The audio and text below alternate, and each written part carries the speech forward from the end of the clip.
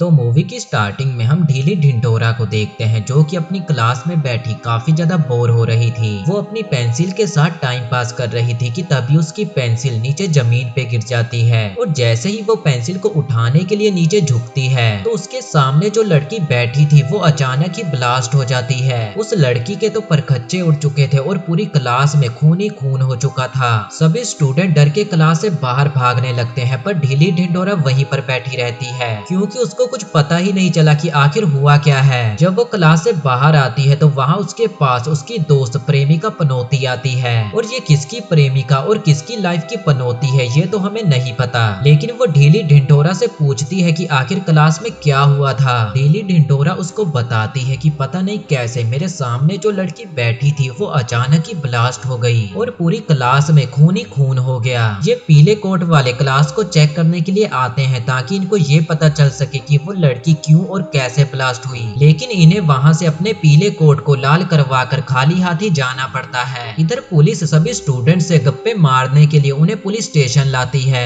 और जब पुलिस ढीली ढिंढोरा से पूछताछ करती है तो वो पुलिस को कोई भी सीधा जवाब नहीं देती क्योंकि उसकी आदत थी बातें घुमाना और लोगों को चूतिया बनाना। पुलिस वाला समझ जाता है कि ये लड़की उसके हाथ नहीं आएगी तो वो ढीली ढिंढोरा को जाने देता है। अगले दिन ढीली ढिंढोरा अपनी फ्रेंड प्रेमिका पनौती से मिलती है। ये दोनों कैफे में बैठकर वहाँ के एसी के हवा के मजे ले रही थी कि तभी वहाँ पर छोटा छतरी नाम का एक लड़का आता है जो कि ढीली ढिंढोरा को कहता है कि वो ढीली को अपनी छतरी के अंदर लेकर घुमाना चाहता है और वो ढीली ढिंढोरा को ये भी बताता है कि वो काफी समय से अपनी छतरी को लेकर उसके पीछे घूमता रहता है पर उसको कभी ये मौका नहीं मिला कि वो ढीली ढिंढोरा को अपनी छतरी के अंदर लेकर घुमा सके। ढीली ढिंढोरा उसकी बातों से इम्प्रेस हो जाती है और कहीं ना कहीं वो भी उसको पसंद करने लगती है। ये दोनों साथ में काफी जगहों पर घूमने जाते हैं और जब एक दिन ये दोनों साथ में मैच देखने जाते हैं कि तभी स्टेडियम में कोई ब्लास्ट हो जाता है जैसे कि मूवी की स्टार्टिंग में वो लड़की हुई थी। सभी लोग डर जाते हैं और इधर उधर भागने लगते हैं। अगले दिन सभी स्कूल बंद कर दिए जाते हैं और ढीली ढिंढोरा का घर पे बिल्कुल भी मन नहीं लग रहा था तो ये छोटा छतरी को अपने घर बुलाती है और ये दोनों एक पार्टी में जाते हैं। सभी लोग घर में पार्टी कर रहे थे पर ये दोनों घर के बाहर कुछ करने आते हैं, लेकिन इससे पहले कि ये दोनों कुछ कर पाते इन्हें लोगों के चिल्लाने की आवाजें सुनाई देने लगती हैं और लोग इधर उधर भाग रहे थे। जब ये दोनों अंदर जाकर देखते हैं तो इन्हें पता चलता है कि वहाँ एक और लड़की ब्लास्ट हो गई है। अगले दिन ढीली ढिंढोरा और प्रेमिका पनौती एक एजेंट के पास जाती हैं जो कि इन दोनों से कहती है कि लोगों के ऐसे ब्लास्ट हो जाने के पीछे कोई ना कोई वजह तो जरूर होगी। तो ढीली ढिंढोरा कहती है कि आपको क्या लगता है कि लोग ऐसे ब्लास्ट क्यों हो रहे हैं। तो ये कहती है कि इन्वेस्टिगेशन चल रही है और हमें जल्द ही पता चल जाएगा कि आखिर लोग ऐसे ब्लास्ट क्यों हो रहे हैं। इसके बाद ढीली ढिंढोरा अपने कुछ दोस्तों के साथ वहाँ से वापस आ जाती है। तभी जो लड़का गाड़ी चला रहा था वो अचानक ही ब्लास्ट हो जाता है। ढीली ढिंढोरा कुछ समझ पाती उससे पहले ही उसकी दूसरी दोस्त भी ब्लास्ट हो जाती है। ढीली ढिंढोरा छोटा छतरी को फोन करके सब कुछ बता देती है और उसे फौरन उसके पास आने को कहती है। जब छोटा छतरी वहाँ आता है तो वो देखता है कि पूरी कार में खून ही खून हो चुका है पर उसे वहाँ ढीली ढिंढोरा कहीं भी नहीं मिलती।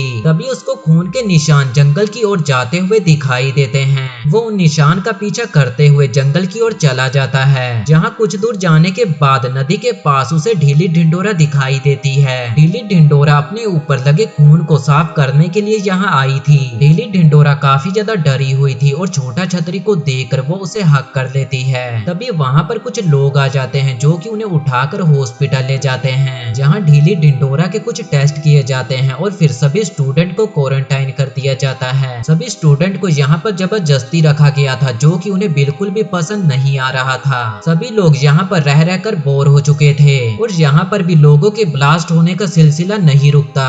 सभी स्टूडेंट काफी ज्यादा डरे हुए थे क्योंकि उनको नहीं पता था कि अगला नंबर किसका होगा और उनमें से कोई भी कभी भी ब्लास्ट हो सकता है। क्रिसमस आने पर सभी स्टूडेंट को उनके घर जाने दिया जाता है। ढीली ढिंढोरा भी अपनी फैमिली से मिलकर काफी ज्यादा खुश थी। अगले दिन ढीली ढिंढोरा छोटा छतरी से मिलने आती है जहाँ ये दोनों एक दूसरे को प्रपोज कर देते लेते हैं। हालांकि इन दोनों ने पहले सब कुछ किया और बाद में एक दूसरे को प्रपोज कर रहे हैं, शायद इसी को प्यार कहते हैं। खैर ये दोनों एक दूसरे का प्रपोजल एक्सेप्ट कर लेते हैं और फिर ये दोनों खूब मजे करते हैं। अगले दिन क्लास में एक डॉक्टर आती है जो कि सभी को हेल्दी खाने के साथ एक्सरसाइज करने के लिए कहती है। तभी एक लड़का सामने आता है जो कि सभी को एक्सरसाइज बताने लगता है, लेकिन तभी वो लड़का ब्लास्ट हो जाता है। सभी लोग काफी ज्यादा डर जाते हैं और क्लास से बाहर भागने लगते हैं। सब लोग इधर उधर भाग रहे थे कि तभी कुछ लोग और ब्लास्ट हो जाते हैं। पूरे स्कूल में भगदड़ मच जाती है और सभी बाहर की ओर भागने लगते हैं। ढीली ढिंढोरा और छोटा छतरी एक दूसरे को सही सलामत देखकर खुश हो जाते हैं, लेकिन छोटा छतरी कुछ कह पाता उससे पहले ही वो ब्लास्ट हो जाता है और ढीली ढिंढोरा छोटा छतरी के खून से लथपथ हो जाती है। ढीली ढिंढोरा को कुछ भी समझ ही नहीं आ रहा था कि आखिर उसके सामने क्या हुआ है। मारा को यकीन ही नहीं हो रहा था कि छोटा छतरी अब इस दुनिया में नहीं रहा है। वो पूरी तरह से टूट जाती है और अपने घर की ओर जाने लगती है। बाथरूम में आकर वो बैठ जाती है जहाँ उसकी मॉम आती है जो कि उसको संभालने की कोशिश करती है।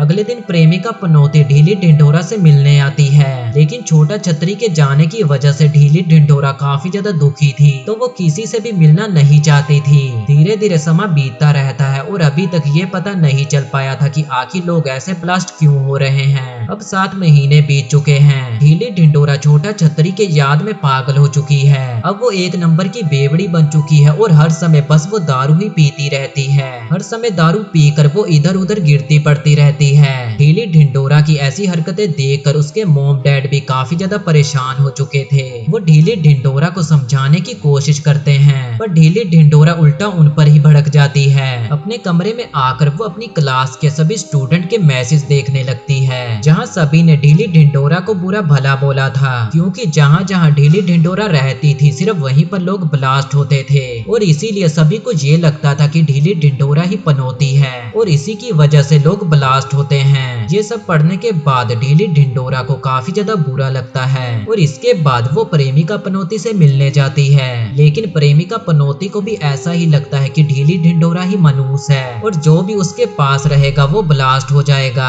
प्रेमिका पनौती भी ढीली ढिंढोरा को वहीं पर अकेला छोड़कर चली जाती है। प्रेमिका पनौती के मुंह से ये सब सुनने के बाद ढीली ढिंढोरा को और भी ज्यादा बुरा लगता है और वो अपने स्कूल के फंक्शन पे आकर सभी को ये कहती है कि शायद वही मनहूस है जिसकी वजह से जहाँ वो रहती है सिर्फ वहीं पर लोग ब्लास्ट होते हैं और इसीलिए वो सभी को छोड़कर यहाँ से चली जाएगी। ढीली ढिंढोरा काफी ज्यादा दुखी थी और वहाँ से सीधा छोटा छतरी की कब्र पे आती है। वो वहीं पर लेटकर छोटा छतरी की कब्र से बातें करने लगती है। ढीली ढिंढोरा यहाँ पर काफी ज्यादा रोती है और तभी यहाँ पर उसकी मॉम आ जाती है और वो ढीली ढिंढोरा को उदास देखकर उसके साथ ही वहीं पर लेट जाती हैं। वो ढीली ढिंढोरा को समझाती है कि वो लोगों की बातों पर बिल्कुल भी ध्यान ना दे, क्योंकि अगर लोग उसकी वजह से ब्लास्ट होते तो सबसे पहले उसके मॉम डैड को ही ब्लास्ट होना चाहिए था, क्योंकि हम तो हमेशा तुम्हारे आसपास रहते हैं। अपनी मॉम के मुंह से ऐसी बातें सुनने के बाद ढीली ढिंढोरा को थोड़ा अच्छा लगता है। अगले दिन ढीली ढिंढोरा अपने मॉम डैड के पास आती है और उनसे माफी मांगती है, क्योंकि अभी तक उसने अपने मॉम डैड को काफी ज्यादा परेशान किया था